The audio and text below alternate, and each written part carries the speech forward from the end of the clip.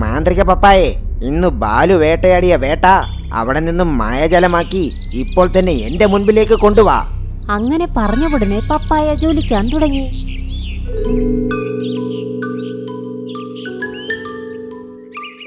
ഇന്ന് വളരെ വലിയ ഫ്രഷായ വേട്ടയാ കിട്ടിയത്. ഞാനിന്ന് സന്തോഷത്തിലാണ്. അങ്ങനെ പറഞ്ഞ് അത് വേട്ടയാടിയ മൃഗത്തിനെ കഴിക്കാൻ പോകുന്നതിന് മുൻപ് ആ മൃഗം അവിടെ നിന്നും മാഞ്ഞുപോയി. ഇപ്പോൾ അത് മീക്കുപൂച്ചയുടെ മുൻപിലും എത്തി. കൊള്ളാമല്ലോ, എന്ത് ഫ്രഷ് ആയിട്ടുള്ള മാംസമാ. അങ്ങനെ പറഞ്ഞ് പൂച്ച അതിനെ തിന്നാൻ തുടങ്ങി.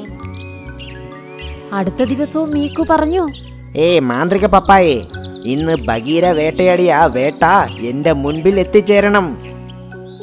അത് അങ്ങനെ പറഞ്ഞ ഉടനെ ബഗീര അതിന്റെ ഗുഹയിൽ വെച്ചിരുന്ന മാംസവും കാണാതെ പോയി. ഇതെങ്ങനെ സാധ്യമാകും? എന്റെ വേട്ട പെട്ടെന്ന് എവിടെ പോയി?